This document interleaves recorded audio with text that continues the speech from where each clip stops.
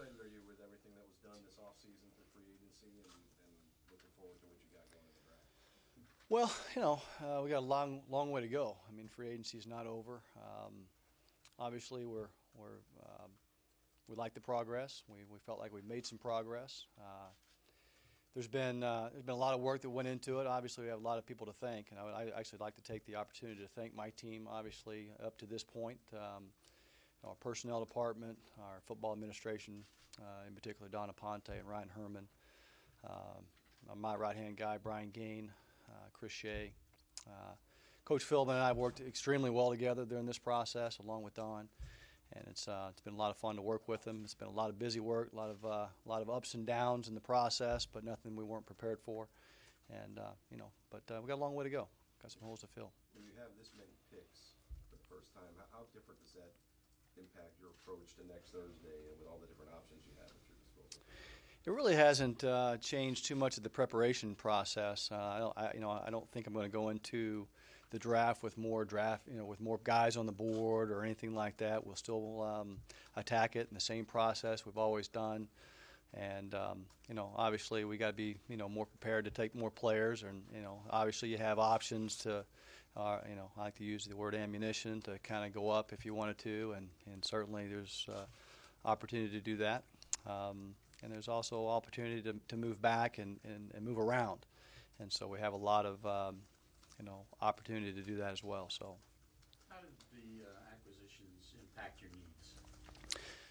Well, I think it gave us a lot of flexibility in the draft. Obviously, I think we helped ourselves in the front line in certain areas, obviously at the wide receiver position, getting Brian back, adding Mike and Brandon, and adding that to Devon and some of the young players we have. Obviously, that helped us in the wide receiving position. I think that's a strength of our team now, one of the strengths of our team. Certainly from a depth perspective, Vaughn Martin, Lance Lewis, those guys helped our depth. Brent Grimes, adding Brent back, adding Brent to the schematics obviously helps some of the frontline things. So I think going into the draft or coming out of free agency, at least this part of free agency has helped us from just have a little bit more idea of just being able to do what we do in the draft, and that's hopefully just picking the best player that we feel like marries a need if we can, and not have to reach for anybody. Jeff, is it essential for you guys to get a cornerback high in this draft, say first 2 rounds? Well, I don't want to say it's essential. Certainly I'm not going to pinpoint myself exactly where I'm going in the draft, but I think I think corners can be selected and have an active role just about anywhere in the draft. I mean, that's one position that they develop differently, and you can find them, just like Brent Grimes. I mean, you can find them in free agency. You can find, you can find them in the 4th, 5th, 6th round, obviously. So I don't particularly think that's a position you have to take high. Jeff, you probably been asked this every year. What's your philosophy on drafting for need versus best player? Matter of fact, I think you've asked that question every year. Trying to catch you, Jeff. Yeah.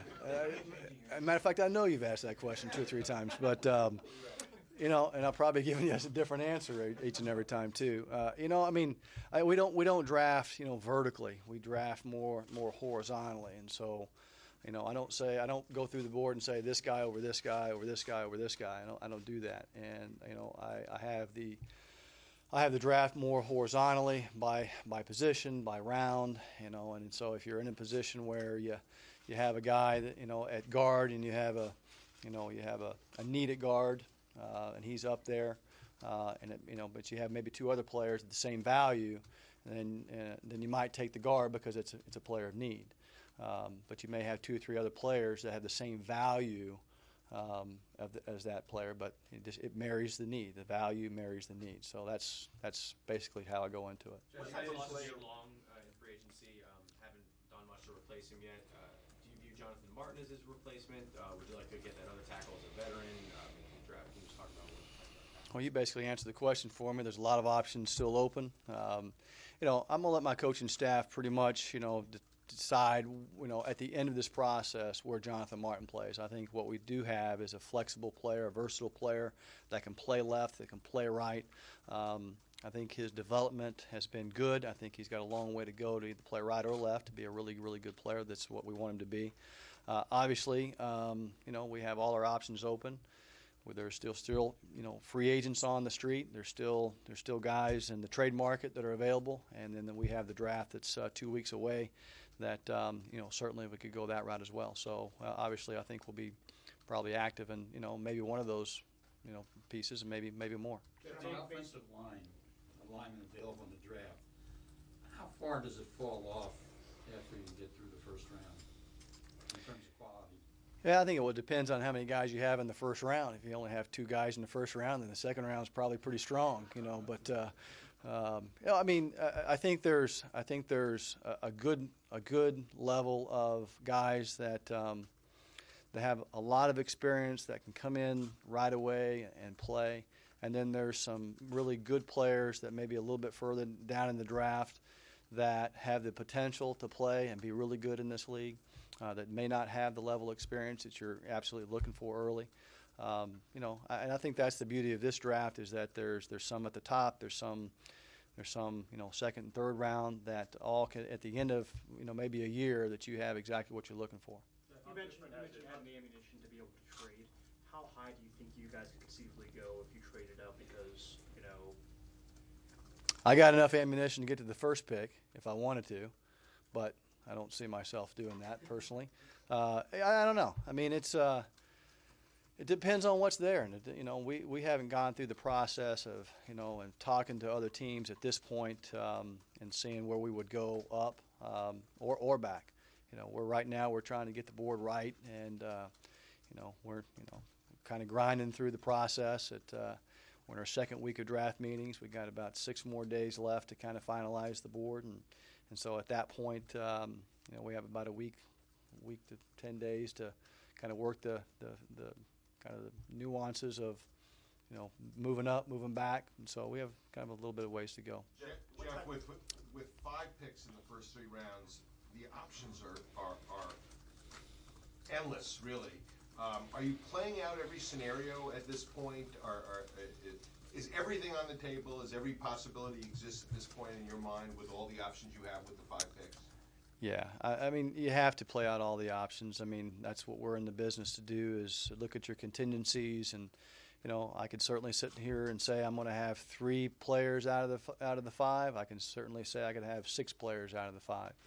So I mean, I think there's certain levels of the draft that are really attractive to me, and so I think I think all options are open. Absolutely. Omar, you had a question? I was going to ask you about the horizontal draft approach. What would cause you to deviate from that approach, particularly when we're talking about your prototype for a player? I mean, when have you found yourself saying, okay, I need to abandon this plan or this approach for this? When a player is still on the board high and you've maybe passed him by once or twice because maybe you've gone to a need maybe. So I've been in a couple of drafts where, there's a guy sitting there and it's not a need, it's, not a must, it's not a want. It's not a position that I have, in my radar. And so sometimes you might not draft a player that you have a high grade on. And then at the end, you go 2 rounds and that guy's still sitting there staring at you. I'm probably going to go get that guy. Jeff, how different has your philosophy and the type of player that you pick changed with Coach Philbin coming in? Not really. One of the things I liked about Joe in the interview process is that he and I see players pretty much the same. Schematically is where maybe it's changed, character, makeup, those things I think we see very, very much eye to eye on. I'm probably a little bit more of a risk taker than maybe Joe, but we certainly see eye to eye on. Hey, look, we want guys that are highly competitive. We want guys that have a specific combination of intangible ingredients that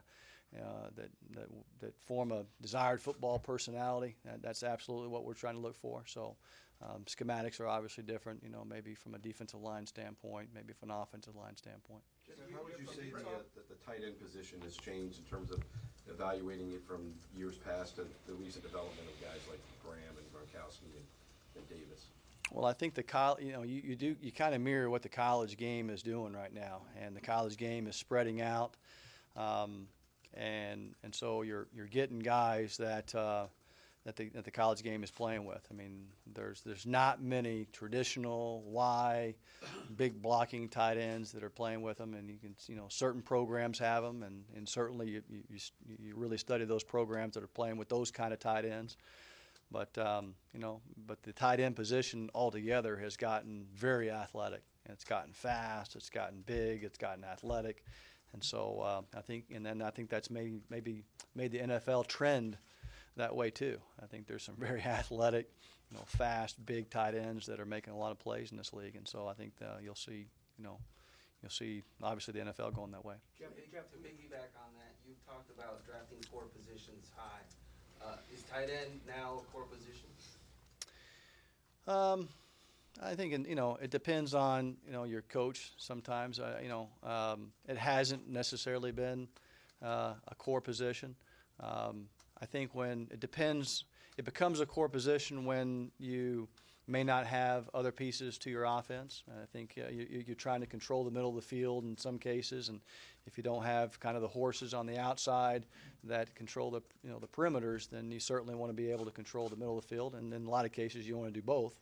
But it's not, I wouldn't call it, an absolute core piece. Jeff, if you wake up May 1st and you don't have a starting tackle at that point, will you feel comfortable? Will you feel like you can go forward without one? Do you feel like you need to get one in the next 2.5 weeks? I feel very comfortable with Nate Garner. I feel comfortable with some of the young developmental players. I mean, obviously, I could look at the whole offensive line in particular. We're gonna try to upgrade, the offensive line, as a whole. Where we do it, how we do it. I think right now we have a really good core of players with Jonathan and Richie and John and obviously Pouncey, and I think Nate's in that core group of guys at this point. But behind them we have a very young group of guys that don't have a lot of experience. So we need to add depth there.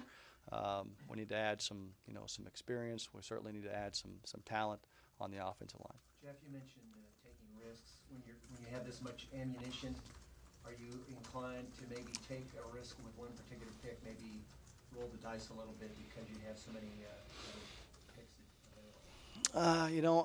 I don't want to go into it thinking that way. I really don't. I would really kind of more or less like to kind of go about it the way I've always gone about it. Or, I think you could think that way, that you could take a risk. But I'm still going to go into it trying to get really good football players that have a high upside that we can develop, that are our kind of guys. And I think if you go into it that way, then I think you're going to come out the best way.